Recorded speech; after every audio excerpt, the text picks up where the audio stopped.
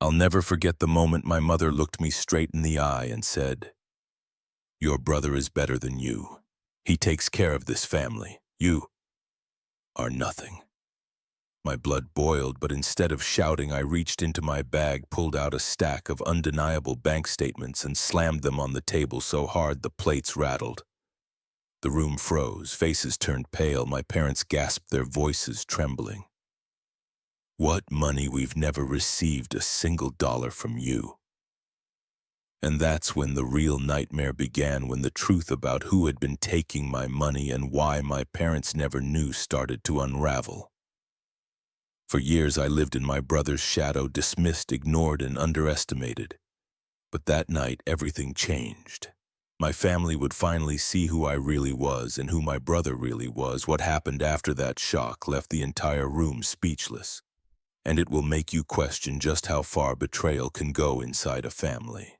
Do you want to know what I discovered when the silence broke? My name is Daniel Grant. I am 35 years old now, working as a software engineer in Austin, Texas.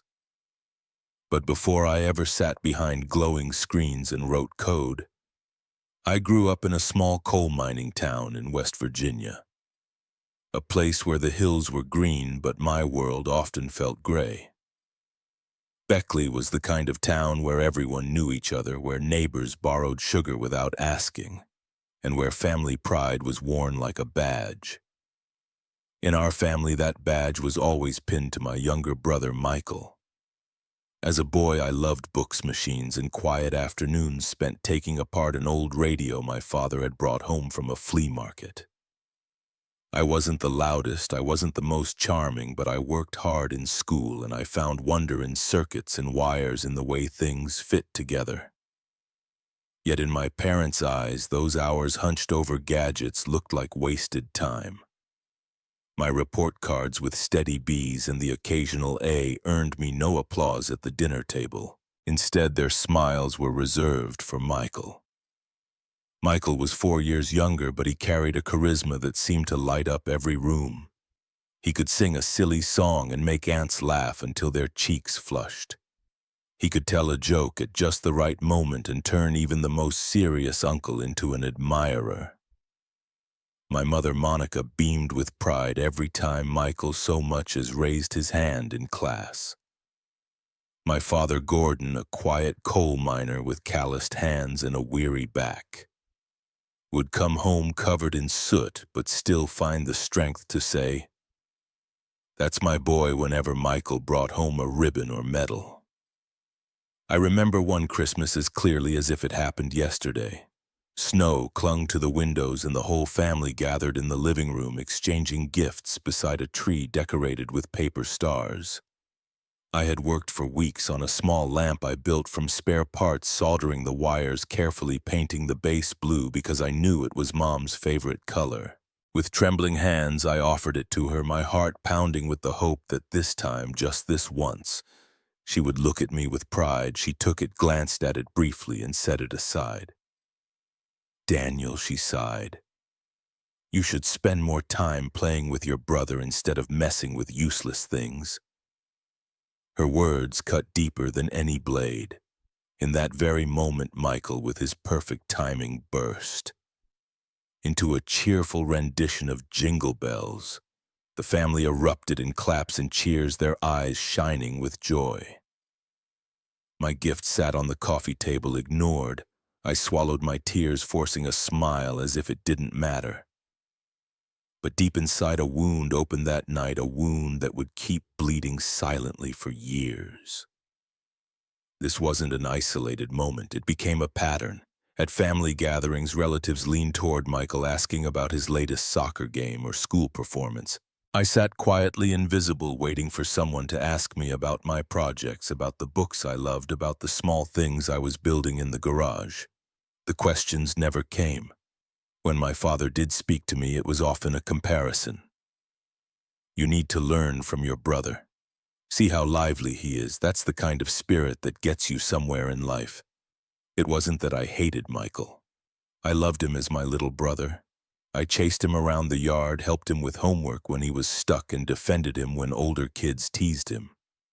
But every time my parents praised him in front of me as if to remind me of my inadequacy, I felt myself shrink a little more. I was not Daniel. I was Michael's shadow.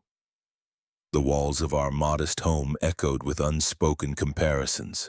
Even the neighbors contributed. "Monica, your Michael is such a clever boy," they would say. My mother's face glowed with pride as she replied, "Yes, he has such a bright future." If they mentioned me at all, it was as an afterthought. "Oh, and Daniel, he likes computers."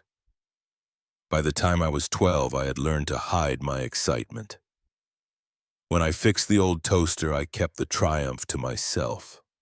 When I scored well on a math test, I quietly folded the paper and tucked it into my backpack, knowing it would never hang on the fridge beside Michael's trophies.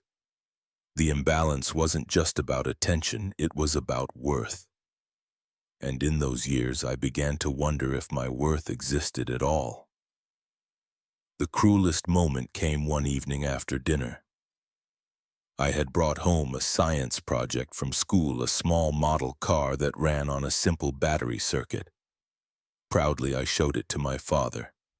He watched the car crawl across the floor, then shook his head. "That's fine, Daniel," he muttered. "But what will this ever bring you in life? Look at Michael, he knows how to talk to people, how to make friends. That's what matters." Michael grinned, basking in the compliment, while I sat there, my project still buzzing faintly on the linoleum, my heart heavy with disappointment. And then the sentence that branded itself into my memory, spoken one day, when Michael had once again stolen the spotlight. "You'll never be as good as Michael." Those words didn't just sting, they defined my place in the family. I wasn't the star, the pride, the golden child. I was the backdrop, the support beam no one noticed. I told myself that one day things would change, that one day they would see me not as Michael's shadow, but as Daniel, a person with his own worth. But at 12 years old, sitting alone in my room with a lamp no one wanted and a heart full of longing, that day felt impossibly far away. By the time I entered Beckley High School, the divide between Michael and me had already carved deep trenches in our family. What had begun as subtle favoritism during childhood grew sharper, more public and far more painful in those teenage years. High school was supposed to be a fresh start, a place where I could find my own identity. Instead, it became another stage where Michael shined under the spotlight while I remained in the shadows. For me, high school wasn't about pep rallies or Friday night games. It was about the quiet hum of the science lab, the smell of solder, and the thrill of seeing a small invention come to life. I joined the science club, one of the few places where I felt I belonged. We worked together on projects, and that year my team was selected to present a model rocket at the annual school science fair. I spent weeks preparing, carefully checking each wire, practicing my presentation until I could recite it without stumbling. For the first time, I dared to hope my parents might notice me, might finally see value in the boy who wasn't Michael. Meanwhile, Michael was everywhere. His laugh echoed in the hallways, his name carried weight in classrooms. He was on the basketball team, tall and confident in his uniform. He was the master of ceremonies at pep rallies, his voice carrying across the gymnasium, stirring cheers from hundreds of students. Teachers adored him. Such energy, such leadership, they would say, while my name was often mentioned as an afterthought. "Daniel does fine, but he should be more outgoing." Every time I overheard those words, they landed on me like a stone, heavy and unshakable. I still remember the day of the science fair. I walked into the auditorium carrying our rocket model, my palms sweaty, my heart full of nervous hope. Rows of folding chairs lined the floor, and at the front stood a stage with a podium waiting for me. My teammates' parents filled the audience, nodding proudly, ready with cameras. I glanced at the back row where I had asked my parents to sit. 2 seats were empty. I told myself they were just running late. I kept scanning the door, expecting any moment to see Dad's tired but supportive smile or Mom waving to me with encouragement. But as the clock struck the hour and my name was called, the seats remained empty. I stepped onto the stage, my throat dry, staring out at strangers' faces. My parents had chosen to spend the afternoon at Michael's basketball game instead. He scored points while I explained circuits and combustion. And in that moment, standing under the harsh glow of the spotlight, I felt a silence heavier than any cheer. I delivered my presentation as best I could, but inside I was breaking. When the applause came polite but distant, I forced a smile. Later that evening at home, I asked Mom why they hadn't come. She didn't look ashamed. She didn't even hesitate. "I was busy watching your brother's game," she said, her tone almost casual. Then she added words that seared into me. "Next time, let me know earlier so I can plan." As if my effort had been an inconvenience, as if recognition of my work required an advance appointment. Michael returned from his game glowing with victory, retelling the cheers of the crowd. Dad clapped him on the back, proud as ever. I stood nearby, invisible, holding the science fair certificate in my hand. Nobody asked me how it went. Nobody even noticed the paper trembling between my fingers. High school became a repetition of this pattern. Michael's stories filled the dinner table. Teachers sent notes home praising his energy. Relatives bragged about his popularity. My contributions, quiet, steady, thoughtful, were drowned out by his noise. Each slight, each dismissal, each empty chair deepened the chasm between me and the family I longed to please. I began to retreat further into myself, spending hours alone in the computer lab, teaching myself programming, building small systems on outdated PCs. In that world, the code obeyed me, the logic was fair, and nothing depended on applause. Yet even as I found a measure of peace in wires and screens, a question kept gnawing at me. Would I ever matter outside of this world I had built for myself? The last straw came during a parent-teacher conference. I sat silently as my homeroom teacher praised Michael in glowing terms, calling him a born leader. Then, almost as an afterthought, she glanced at me. "Daniel does fine," she said, "but he really needs to learn to connect with people." My mother nodded eagerly, agreeing while I stared at the floor. That night, lying in bed, I wondered how many more times I could endure being told I wasn't enough. It was in those years that the seed of something darker took root. Not hatred, not yet, but a cold determination. If I could not earn their applause with medals or laughter, then I would carve my own path, one they could not ignore. One day I vowed the comparisons would stop. One day I would show them who I really was. When high school ended, I felt like I had been holding my breath for years. Then the letter arrived. I tore it open in my bedroom, hands trembling, and read the words I had dreamed of. "Congratulations, you have been accepted into the electrical engineering program at West Virginia University." My vision blurred as tears filled my eyes. I pressed the paper to my chest and whispered into the quiet, "This is where I belong." It was the first time in my life I felt chosen, not because of my brother, not because of comparisons, but because of me. Starting college was like stepping into another universe. The campus was alive with possibilities, brick buildings glowing under the autumn sun, students bustling across the quad laboratories filled with the hum of machines. For me, it was a chance to shed the shadow I had carried all my life. But freedom came at a cost. My parents made it clear they couldn't help much. They had already invested heavily in Michael, who was starting at the same school. That left me on my own. So I worked. My mornings were filled with lectures on digital circuits and signal processing. Afternoons were spent in the lab, bent over breadboards, watching the tiny flash of LEDs when I got it right. And at night I tied on an apron in a downtown diner, clearing tables and scrubbing dishes until my back ached and my hands were red from hot water.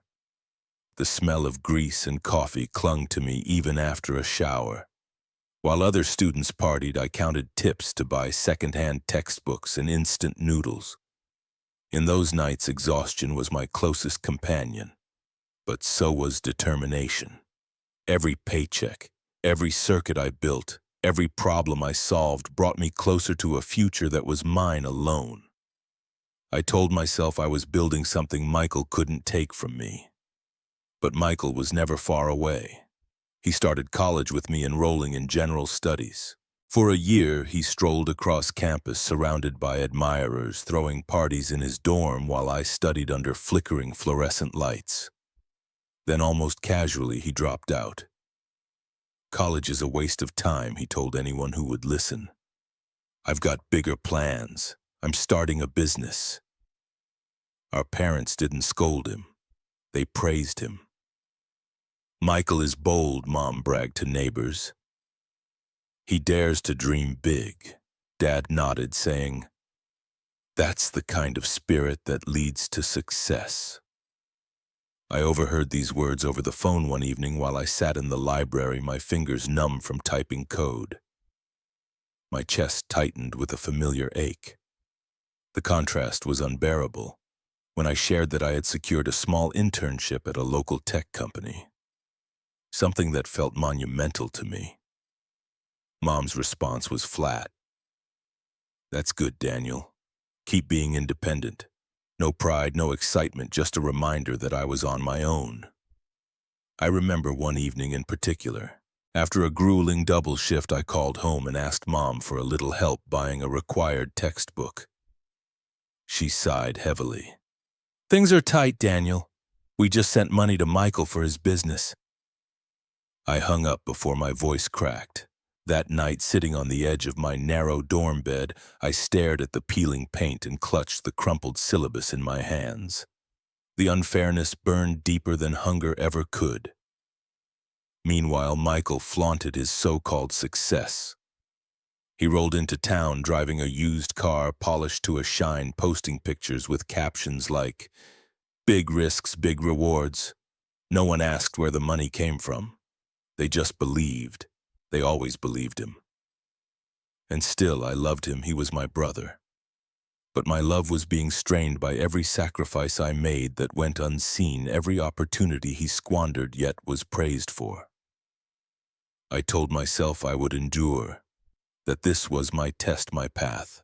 But late at night, after 12-hour days, I sometimes clenched my fists and whispered into the dark, "One day they'll know.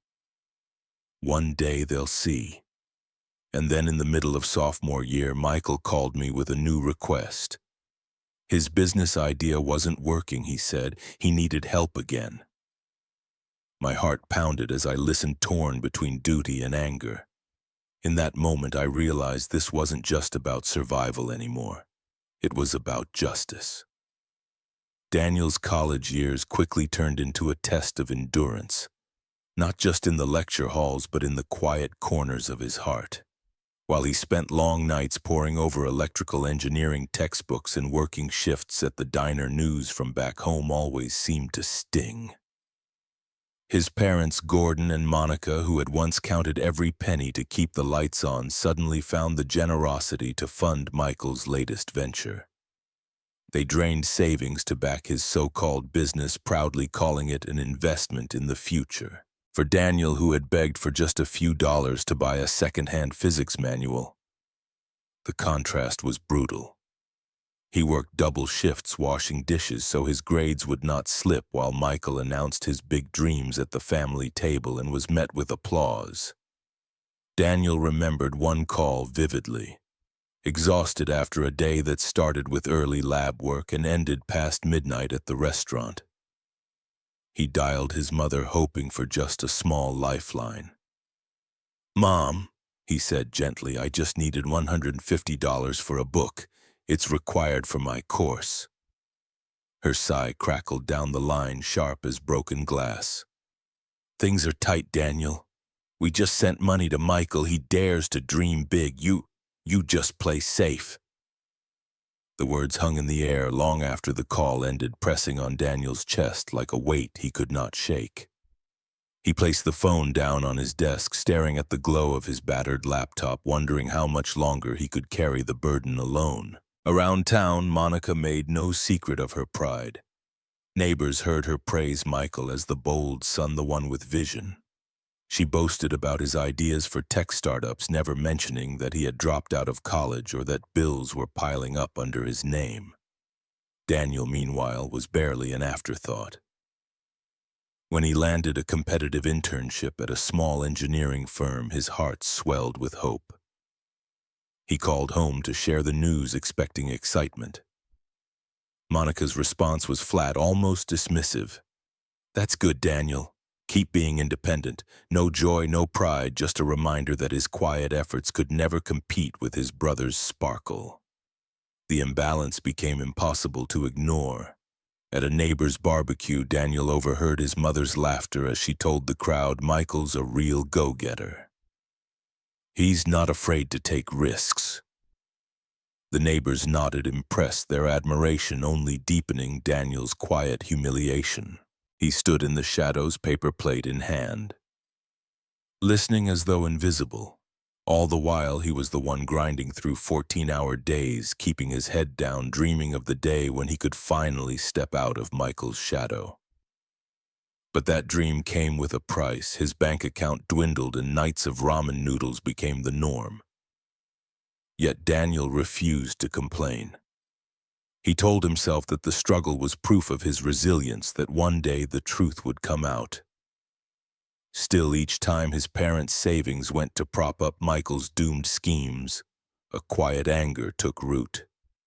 It was not just favoritism anymore, it was blindness. They could not or would not see the son who was quietly holding himself together while the other consumed everything in sight.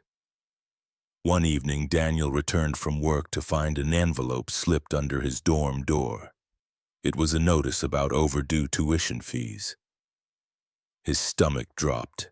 He had calculated every shift, every tip to make the payments on time. He leaned against the doorframe, clutching the paper, his mother's words echoing in his mind, "Michael dares to dream big. You just play safe." For the first time, Daniel felt the flicker of something colder than disappointment.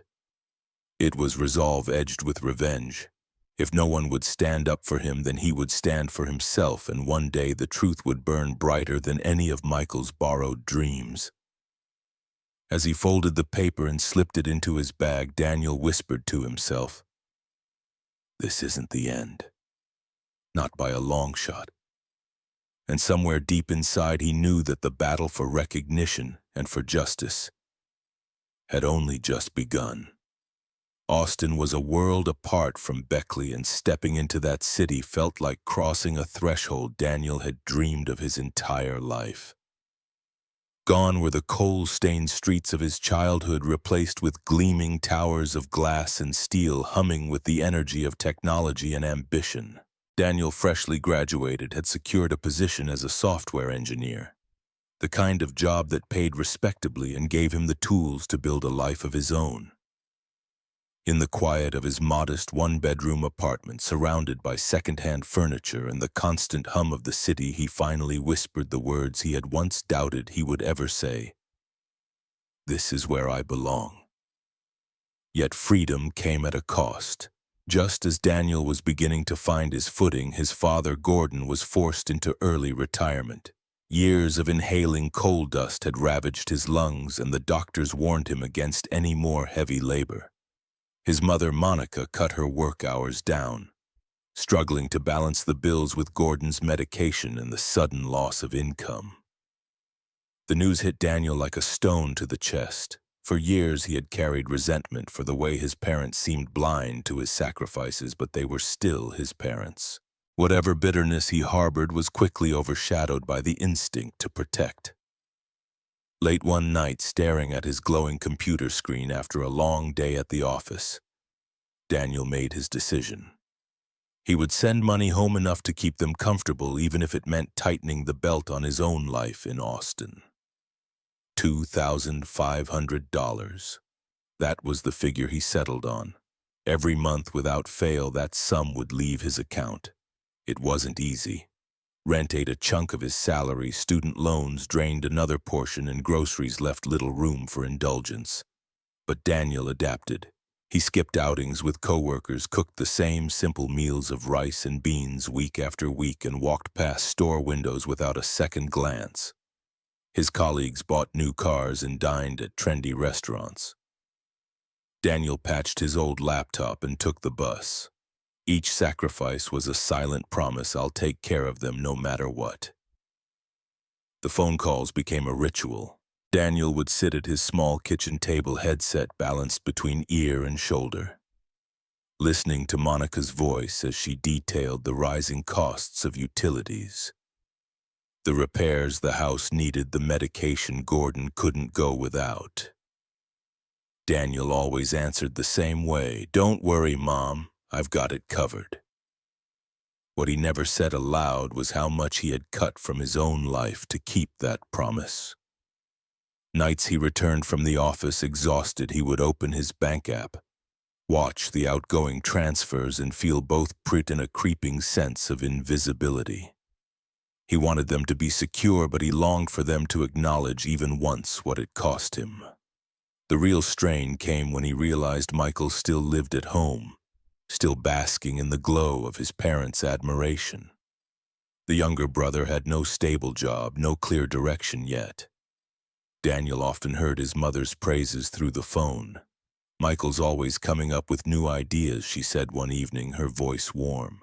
Daniel bit back the words on his tongue. He didn't tell her that while Michael was dreaming, he was the one sending thousands every month to make sure those dreams didn't collapse the household entirely. His silence was its own kind of revenge, but it gnawed at him too. How long could he keep carrying them while being dismissed as the quiet, safe son? One evening, after paying his bills and sending the monthly transfer, Daniel sat alone in the dim glow of his apartment, staring at the numbers in his account. His savings were shrinking, his sacrifices compounding, and yet there was no gratitude.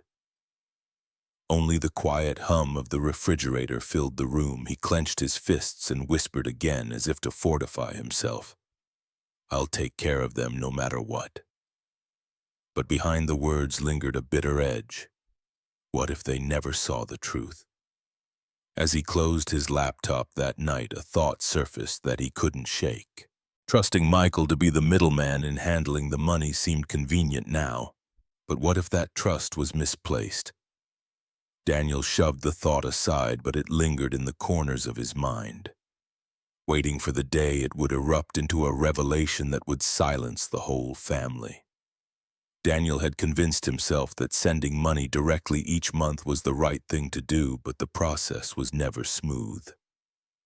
Monica often complained about not understanding bank apps or online transfers.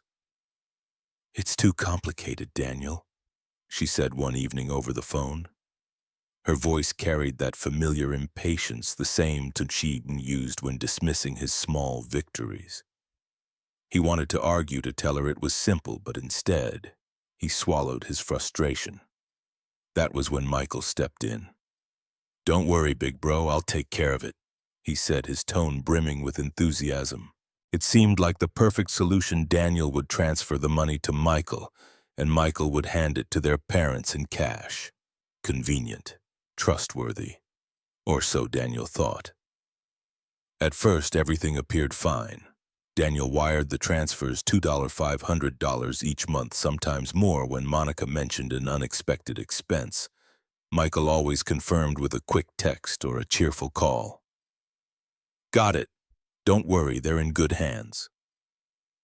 The reassurance allowed Daniel to focus on his work in Austin. Long hours at the office, late nights debugging code, and weekends spent balancing his budget. All felt worthwhile, knowing his parents were cared for. But small doubts began to creep in shadows, flickering at the edges of his certainty. The first sign came through social media. One morning, while scrolling absent-mindedly, Daniel stopped at a photo that nearly made him drop his phone. There was Michael leaning casually against a brand new SUV gleaming in the sunlight. The caption read, "Dream big, drive bigger." Dozens of comments praised his success. Daniel stared at the image, confusion swirling. How could Michael afford such a car? He had no steady job, no visible income. For a moment, anger flared, but then he forced himself to breathe. Maybe Michael's business ventures were finally paying off. Maybe for once his brother had made it on his own. The second sign came weeks later. During a late-night call, Gordon's voice carried a weariness Daniel had not heard before. "Son," he said slowly, "why did the insurance company call about Michael's truck?" "They asked for me by name." Daniel froze. He knew nothing about any insurance under his father's name. He asked gently, trying not to alarm his father further, but Gordon brushed it off with a tired cough. "Maybe it's just a mistake."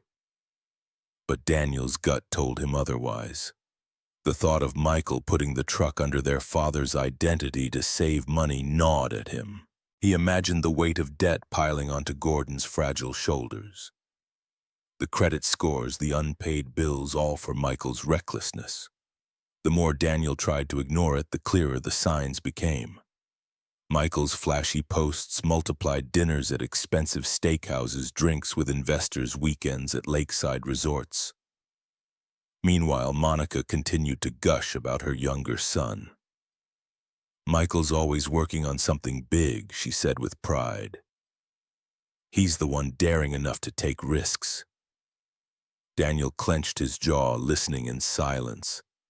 He didn't tell her that every steak, every new suit, every flashy smile plastered across social media was funded by the money he sent home. It was his sacrifice dressed up in Michael's lies. Still, Daniel held on to trust. He told himself that Michael would never betray him outright, that beneath the bravado was still the little brother who once followed him around the backyard begging to play catch. Each month he pressed send on the transfer, convincing himself that family loyalty demanded blind faith. "Don't worry, big bro, I'll take care of it," Michael repeated often as if rehearsed, and each time Daniel wanted so badly to believe it. But the cracks were widening. Gordon's health grew more fragile and the stress of unexplained bills weighed heavily. One night, Daniel called home and heard his father sigh between coughs. "I don't understand why they're saying I owe for insurance. I never signed anything." Monica chimed in quickly, brushing it off. "Michael must have handled it. He knows these things better than us." Her tone was full of trust that Daniel realized she had never extended to him. That night in Austin, Daniel sat in the dim light of his apartment, staring at his laptop. The transfers lined up neatly on the screen, month after month, thousands of dollars flowing to Michael. His fists clenched, his chest tight. He thought of Gordon's tired voice, Monica's blind pride, and Michael's smug smile beside that SUV. For the first time, Daniel allowed himself to whisper the question that had been building inside. What if I've been financing a lie? The question lingered in the silence, heavier than any burden he had carried before. And deep down, Daniel knew the answer was coming, whether he was ready for it or not. David barely had time to finish his words on the porch before the sound of small feet broke the tension. Nolan burst from behind Sarah, his eyes wide and wet, his voice cracking as he yelled, "Dad!" He didn't stop to ask permission, didn't hesitate to check his mother's reaction. He ran full speed and threw his arms around David's waist, clinging as though he might vanish if he let go. In that instant, the chill of the night and Sarah's bitter glare faded under the warmth of his son's grip. David's arms trembled as he returned the embrace, every fiber of him knowing this was what he had been fighting for. Before he could catch his breath, another pair of small footsteps padded closer. Tessa appeared, dragging her blanket with one hand and clutching her backpack strap with the other. Her big eyes searched David's face, and then she pressed herself against his leg, her tiny arms wrapping around him as though to stake her claim. The sheer innocence of her touch cut through the bitterness of the night. David crouched to pull them both close, one hand on Nolan's head, the other cradling Tessa's back, overwhelmed by the simple truth no job, no insult, no courtroom could erase this bond. Sarah stood frozen in the doorway, her lips pressed tight, her face shadowed by the light from inside the house. She didn't move to stop them, but the storm in her eyes made it clear this battle wasn't over. Her hesitation gave David the window he needed. He lifted his children's chins, meeting their eyes with a steadiness he hadn't felt in years. His voice was rough, low, but unshakable. "I'll never walk away again." The words weren't just a promise, they were a vow carved from the pain of everything he'd lost. The living room behind Sarah looked warm, golden, filled with the smell of dinner left half-eaten and the soft flicker of a muted television. But stepping across that threshold felt like stepping into enemy territory. David guided Nolan and Tessa inside his body, taut with both fear and resolve. Sarah shifted to the side, unwillingly making space. The tension followed them into the room, thick and unyielding as the children clung tighter, anchoring David in place. He could feel Sarah's eyes on him, sharp as daggers, weighing every move, every word. Nolan pulled at David's hand, tugging him toward the couch. "Sit, Dad. Don't go." The boy's voice cracked on the last word, and David's heart nearly broke. He sank into the couch with his children pressed against him, Sarah hovering near the doorway like a sentinel. The silence stretched, broken only by the hum of the refrigerator in the kitchen. David could sense the unspoken words hanging in the air. Words of anger and resistance from Sarah, words of fear from the children. Words of determination boiling in his own chest. Sarah finally spoke, her voice low but sharp. "You think this changes anything?" The bitterness clung to each syllable. David held her gaze, his hand still resting protectively on his children's shoulders. "It changes everything," he answered. The conviction in his tone made Sarah falter for just a moment, her arms crossing defensively, her jaw tightening. The weight of the standoff pressed down on everyone in the room, but David refused to back down, not anymore. Nolan and Tessa didn't move, their small bodies glued to their father's side, their faces half hidden against him. They had chosen, and their choice spoke louder than any argument. David knew Sarah felt it too, and that realization only deepened the crack in her composure. The moment stretched fragile and electric until the sound of a car pulling into the driveway broke it apart. Sarah stiffened, glancing toward the window, her lips curling with tension. David tensed as well, his arms instinctively tightening around his children. Whoever was arriving might tilt the balance of this fragile standoff. Was it her sister, a neighbor, or something worse? The headlights swept across the living room curtains, and David's breath caught in his throat as the front door rattled under a knock, sharp and impatient. The birthday party was supposed to be a celebration, a moment of warmth, laughter, and reunion. Instead, for me, it became the stage where years of silence, sacrifice, and injustice came crashing to the surface. Pamela and I arrived at my parents' house in Beckley, the small home with its chipped porch and the daisies blooming in my mother's garden. Inside, the rooms were already filled with relatives, the smell of pot roast and the sound of chatter that rose and fell like waves. I felt Pamela's hand in mine as we stepped into the living room, and though she smiled at me, my chest was tight. I knew how these gatherings always went. Michael was already there, of course. He stood near the buffet table, sharp suit pressed, watch gleaming, laughing with Aunt Linda, as if the world itself revolved around him.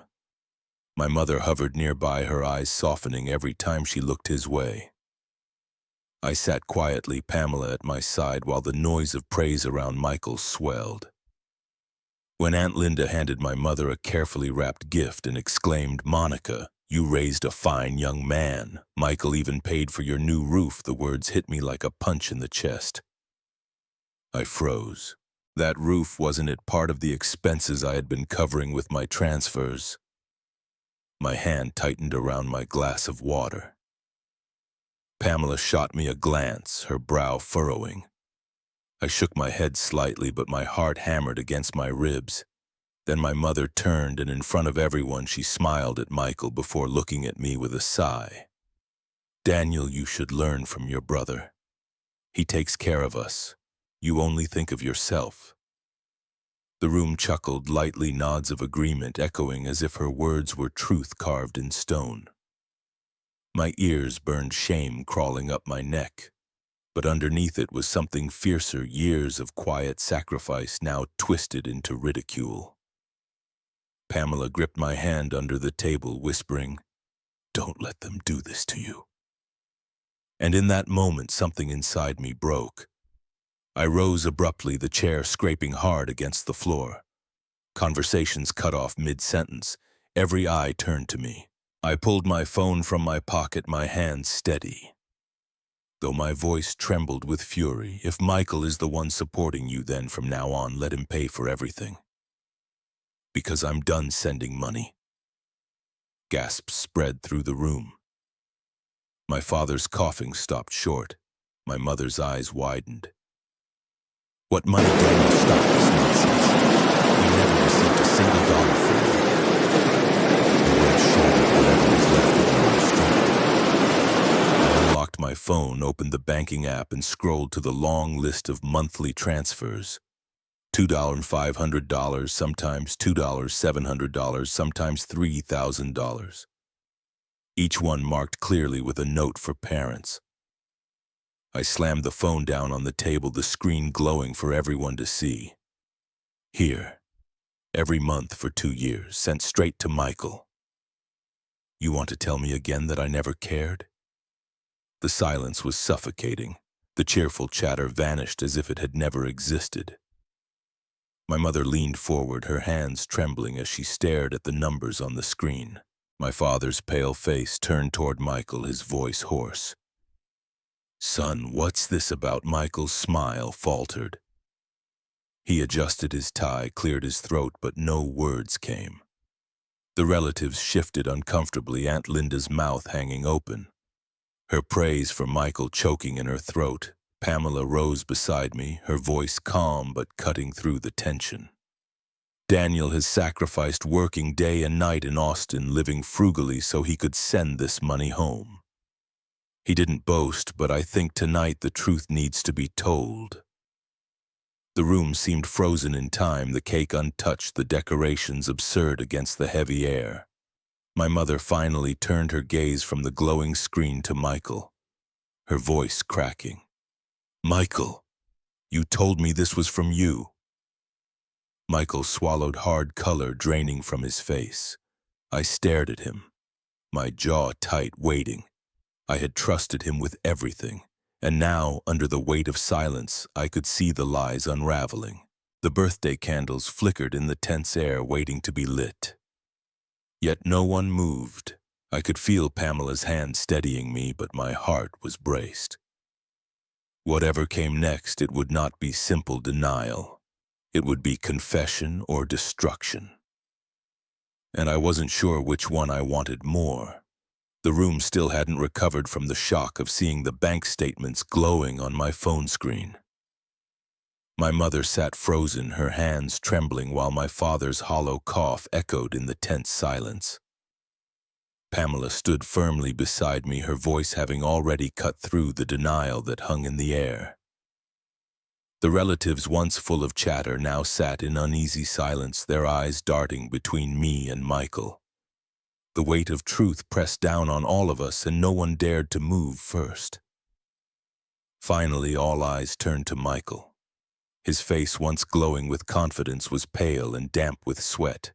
He adjusted his tie again and again, his jaw working as if he were chewing on words too bitter to swallow. My father leaned forward in his chair, his voice hoarse but firm. "Son, speak. What did you do with the money Daniel sent?" Michael's mouth opened, but nothing came out. Then, with a deep, shaky breath, he finally muttered, "I didn't mean for it to be this way." His voice cracked and his shoulders slumped. At first, I gave Mom and Dad some of it, a few hundred here and there, but I needed the rest. The room stirred. Aunt Linda gasped loudly, clutching her chest. Uncle Frank narrowed his eyes, his hand gripping the arm of his chair. My mother's lips quivered. Needed it. Needed it for what? Michael's eyes darted to the floor, unable to meet her gaze. His voice was barely above a whisper, but every word struck like a hammer. Debts, gambling debts. I thought I could win it back. I thought I could double it, but it got out of control. The bookies, they were after me. I had no choice. The words rang through the room like an explosion. Pamela's hand tightened around mine as she glanced at me, her eyes full of both vindication and pity. My father shook his head slowly, disbelief clouding his features. His voice, weak but cutting, trembled as he spoke. All these years, I trusted you. The relatives erupted in hushed whispers. Cousins leaned into each other, muttering, their eyes wide.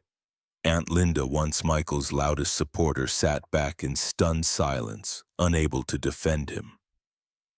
My mother pressed her hand to her mouth, tears filling her eyes. She turned to me, then back to Michael, as if the ground beneath her had just crumbled away. Michael finally looked up, desperation flashing across his face. I didn't want you all to know. I wanted to fix it before anyone found out. That's why I let you think the money was from me. I thought, if I looked like the one taking care of the family, you'd be proud of me. The pain in my chest twisted tighter, not just from his betrayal, but from the memory of every sacrifice I had made, the nights I skipped meals, the weekends spent working double shifts, all so that our parents could have peace. I stared at him, my voice cold, sharp as broken glass. You didn't just take the money, Michael. You stole my trust. You stole years of my life. And for what? To keep up appearances. Michael flinched, his head dropping into his hands. His shoulders shook as he whispered, I had no choice. The silence that followed was heavier than anything I had ever felt in that house. My mother sobbed quietly, rocking in her chair. My father's face hardened with disappointment, the lines of his age seeming to deepen in that single moment. Pamela's presence beside me kept me steady, but inside me, a storm raged, grief, anger, and a grim satisfaction that the truth was finally laid bare. The birthday cake sat untouched on the table, candles unlit as though mocking the broken illusion of celebration. The air was thick with the collapse of a lie too long sustained. I could hear whispers among the relatives. How could he do this? All that money.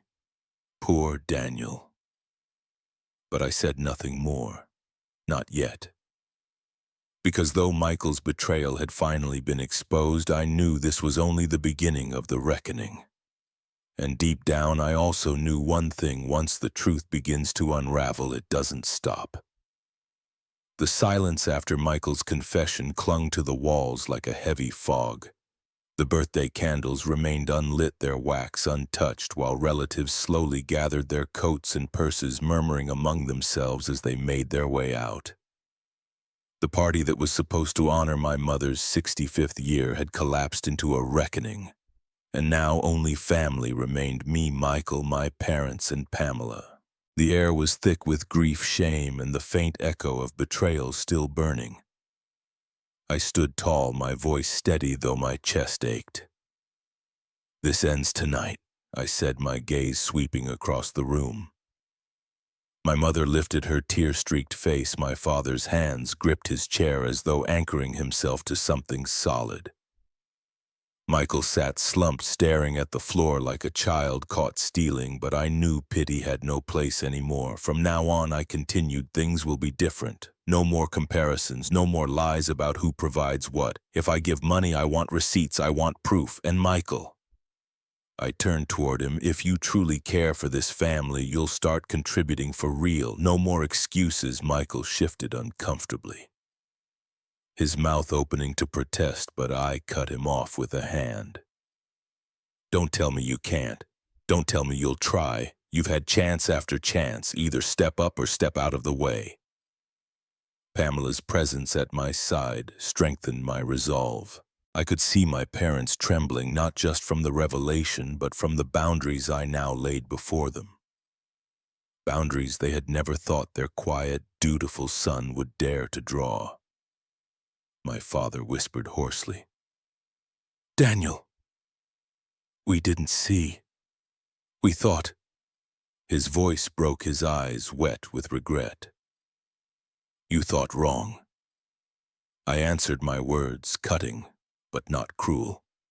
"You believed the story because it was easier, because it fit the version of Michael you wanted. But I'm not here to fit your comparisons anymore. I'm not Michael's shadow. I'm Daniel." My mother's sobs filled the room. She reached out a trembling hand, but I didn't step closer. She whispered, "We were blind. We let you carry a burden without acknowledgement. We failed you." Her tears fell freely, but for the first time they did not weaken me. Instead, they confirmed what I had always known. My parents' blindness had cost me years of recognition, years of respect. "I'll still help," I said after a pause, my voice calm, resolute. "But it will be on my terms, not Michael's. And hear me clearly, if this deception happens again, if my money is mishandled or hidden, I will take it to the law. Family or not, I won't let anyone steal from me again." Michael jerked his head up, his eyes wide with fear. "You wouldn't, I would," I said firmly. "And you know I can. I kept every record, every statement. The law doesn't care about brotherhood, it cares about theft." The room seemed to shrink as the weight of my words settled over them. My father broke down, then his face in his hands, whispering through ragged breaths, "We should have stood by you. We should have protected you, not doubted you." My mother leaned against him, her sobs mingling with his broken voice.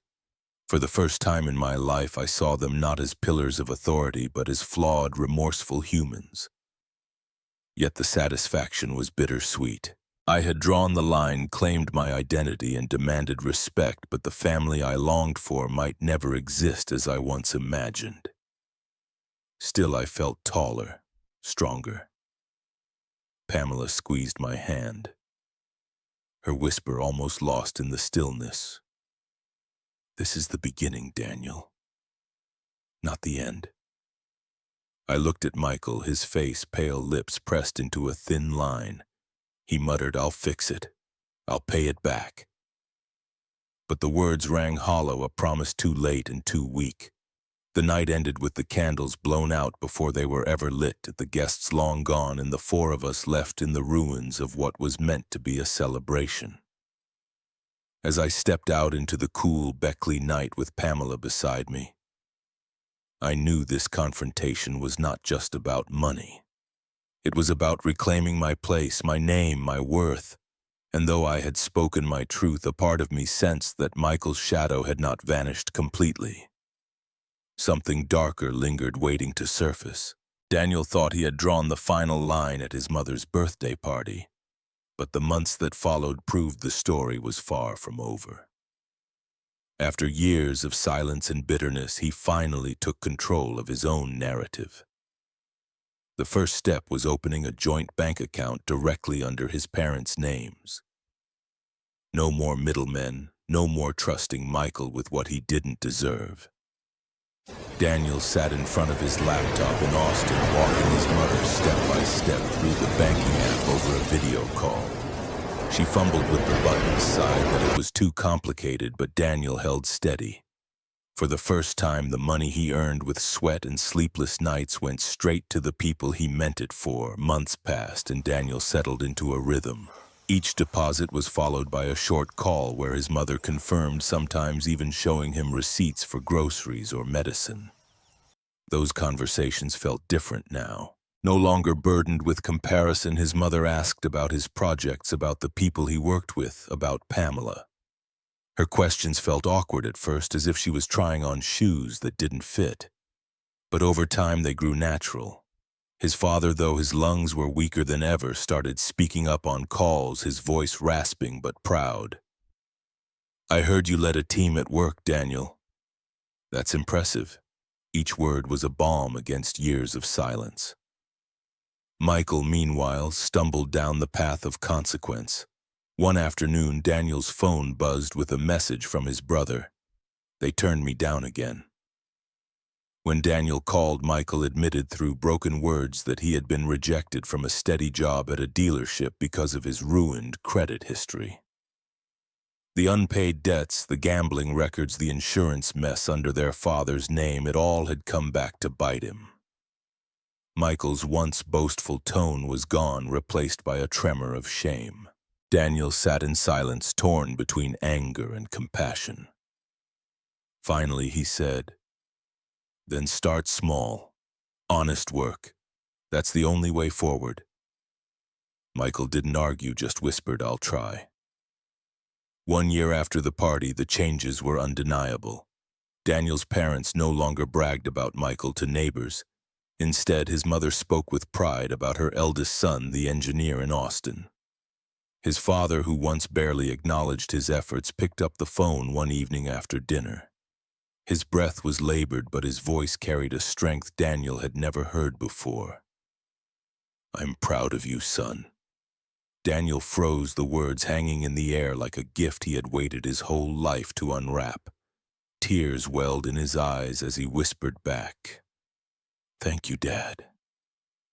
Pamela, always watching from the sidelines, squeezed Daniel's hand when he told her about the call. "See," she said softly, "they finally see you." Daniel nodded, but deep inside he knew healing was fragile. Families don't change overnight, and old wounds don't vanish with a single apology. Yet for the first time he felt hope. Hope that fairness and love could coexist under the same roof if guarded carefully. And still there was Michael. He had taken Daniel's advice and picked up shifts at a small auto repair shop. His paychecks were modest, but at least he wasn't living on lies anymore. Once over the phone he said, "I'll never undo what I did to you. But maybe I can make it right with time." Daniel wanted to believe him, but trust once broken is a fragile thing. He remembered Pamela's warning, "Be careful whom you trust too blindly." As Daniel hung up that call, a thought stirred in his chest. Healing had begun, but the scars of betrayal remained. He had found his voice, his worth, and the respect of his parents. But could Michael ever truly earn back his trust, or would the shadow of betrayal always linger between them? The answer, Daniel knew, would shape the next chapter of their lives. The months after my father's phone call unfolded like the slow thaw of winter into spring. The bitterness that had once clung to every conversation with my family began to lift. Pamela and I made plans for our future together, and as the seasons turned, those plans crystallized into something real. A small wedding in Austin, intimate, nothing grand. We chose a modest church with stained glass windows that cast soft colors across wooden pews, a place that felt humble and honest, just like the life we were building. Pamela insisted on daisies, the flowers my mother had always loved, as a quiet reminder that even fractured families could find common ground again. On the morning of the wedding, I stood at the church doors, my hands trembling not with fear but with a strange calm I had never known. Pamela walked toward me, her smile steady, her eyes shimmering with trust. Behind her I saw familiar faces, some from Austin, some from Beckley. And for the first time in my life, I didn't feel like a shadow. I felt like the man I was always meant to be. Michael came too, dressed in simple clothes, without the expensive watches or flashy suits he once flaunted. He looked older, humbler, with grease still clinging faintly to his hands from the garage he had finally opened in Beckley. He had started small, fixing engines and patching up cars. But unlike before, the money was real, earned, and part of it now went to our parents. It wasn't much, but it was honest, and it marked a shift I never thought I would see. He hugged me awkwardly before the ceremony, whispering, "I'm trying, Daniel." For once I believed him. During the vows, as Pamela's voice wavered with emotion, I looked out over the small gathering. My mother dabbed her eyes with a handkerchief. His father sat upright in his chair despite his frailty, and even Aunt Linda, who had once praised Michael above all else, leaned toward Pamela and said, "You chose a good man." In that moment, I felt something I had been chasing my entire life: recognition. Not for show, not for the sake of comparison, but because of who I truly was. For the first time, I felt truly seen. After the ceremony, when we stepped outside into the warm Texas air, my father took my hand. His grip was weak but steady. "Fairness," he said softly, almost like a benediction. "That's what keeps a family alive." His words echoed everything I had fought: for the late nights working double shifts, the silent sacrifices, the humiliation of being overlooked, the betrayal and the confrontation.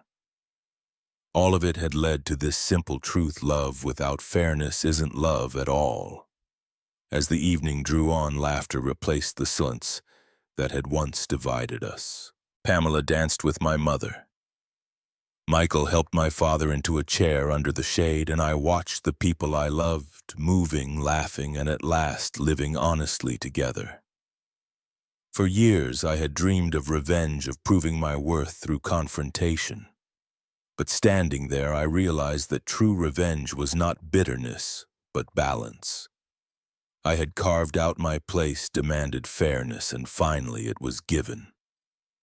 Later that night, after the last guest had left and Pamela and I sat in the quiet glow of our small reception hall, I thought about the long road that had brought us here. My childhood shadowed by comparisons, the lonely nights at college, the betrayal that nearly broke me, and the boundaries I finally set.